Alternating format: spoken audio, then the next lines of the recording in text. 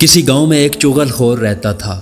دوسروں کی چغلی کھانا اس کی عادت تھی اور وہ کوشش کے باوجود اپنی اس عادت کو نہ چھوڑ سکا۔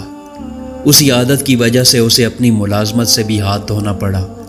کچھ دن وہ اپنی جمع پونجی پر گزارا کرتا رہا۔ پھر جب نوبت فاقوں تک آ گئی تو اس نے گاؤں کو چھوڑ کر کہیں اور قسمت آزمانے کا فیصلہ کیا۔ وہ تھوڑا سا ضروری سامان لے کر سفر پر روانہ ہو گیا اور چلتے چلتے ایک اور گاؤں تک جا پہنچا۔ یہ گاؤں اس کے لیے نیا تھا اور اسے وہاں کا کوئی بھی شخص نہیں جانتا تھا۔ وہ ایک کسان کے پاس گیا اور اس سے ملازمت کی درخواست کی۔ کسان اکیلا تھا اور اسے ملازم کی ضرورت بھی تھی۔ چغل خور اتفاق سے کھیتی باڑی کا کام جانتا تھا، اس لیے کسان نے اسے اپنے پاس ملازم رکھ لیا۔ کسان نے جب چغل خور سے تنخواہ کی بات کی تو اس نے کہا کہ آپ مجھے صرف روٹی کپڑا دے دیں اور مجھے اجازت دے دیں کہ 6 ماہ بعد صرف ایک چغلی کھا لیا کروں۔ کسان اس کی بات سن کر پہلے تو بہت حیران ہوا، پھر سوچنے لگا کہ مفت میں نوکر مل رہا ہے، خالی روٹی کپڑے میں کیا برا ہے؟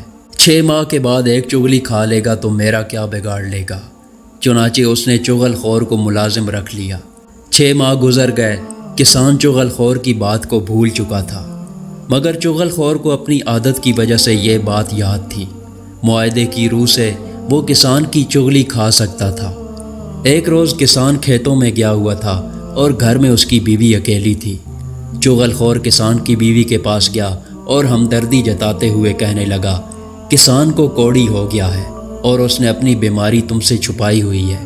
کسان کی بیوی پہلے تو حیران ہوئی، مگر چغل خور نے اسے قائل کر لیا اور کہا کہ کوڑی کا جسم نمکین ہوتا ہے۔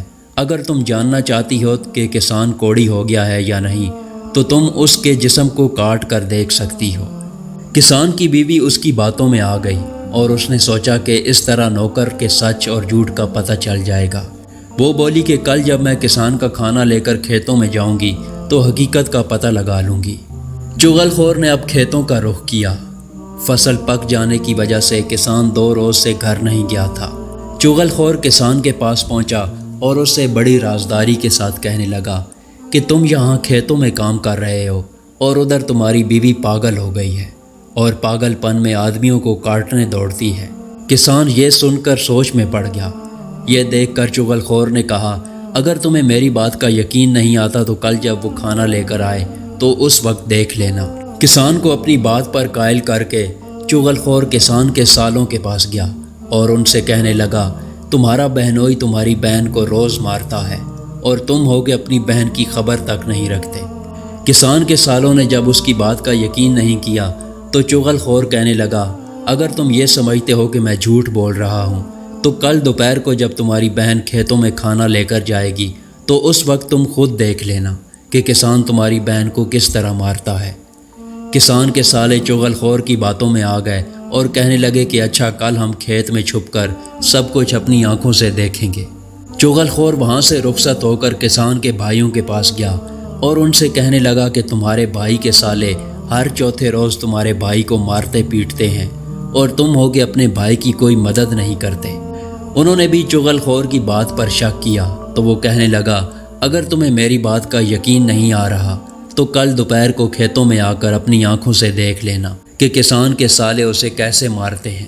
کسان کے بھائی بھی اس کی باتوں میں آ گئے اور کہا کہ ہم بھی دیکھتے ہیں کہ وہ کیسے ہمارے بھائی کو ہاتھ لگاتے ہیں۔ چغل خور ان سے یہ باتیں کر کے واپس آ گیا اور اپنے کام کاج میں اس طرح مصروف ہو گیا کہ کسی کو پتہ ہی نہیں چلا کہ وہ کہاں گیا تھا اور کہاں سے آیا ہے۔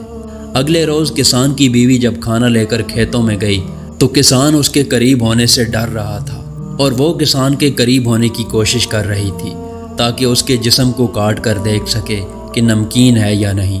جو ہی وہ سالن اور روٹی زمین پر رکھ کر بیٹھی، کسان جلدی سے پیچھے ہٹ گیا۔ یہ دیکھ کر کسان کی بیوی بھی روٹیوں کی چنگیر آگے بڑھانے کے بہانے ذرا قریب آ گئی۔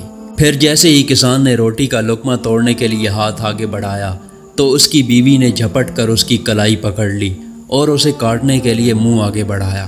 کسان اچھل کر دور ہٹ گیا اور اسے یقین ہو گیا کہ باقی اس کی بیوی پاگل ہو چکی ہے اور کاٹ کھانے کو دوڑتی ہے۔ ادھر کسان کی بیوی نے یہ دیکھا کہ کسان اس سے دور بھاگ رہا ہے تو اسے بھی یقین ہو گیا کہ کسان واقعی کوڑی ہو گیا ہے اور نوکر کی بات ٹھیک تھی۔ اس نے ایک بار پھر آگے بڑھ کر کسان کی کلائی پکڑنے کی کوشش کی تو کسان نے ایک دم جوتا پکڑا اور بیوی کو مارنا شروع کر دیا۔ قریبی کھیت میں چھپے ہوئے کسان کے سالے باہر نکل آئے۔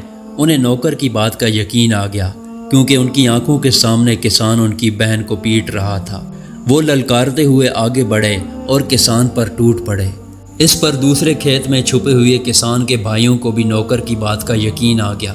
انہوں نے کھیت سے نکل کر کسان کے سالوں کو للکارا۔ اس کے بعد وہ سب ایک دوسرے سے لڑ پڑے۔ آخر کار ارد گرد کے کھیتوں میں کام کرنے والے کسانوں نے آ کر انہیں ایک دوسرے سے الگ کیا، اور جب ان سے پوچھا کہ تم سب اس طرح کیوں لڑ رہے ہو، تو سب نے اپنی اپنی بات بتائی، جس پر یہ معلوم ہوا کہ یہ سب کارستانی اس نوکر کی ہے۔ وہ سب مل کر چغل خور کی تلاش میں نکلے، لیکن چغل خور گاؤں چھوڑ کر جا چکا تھا۔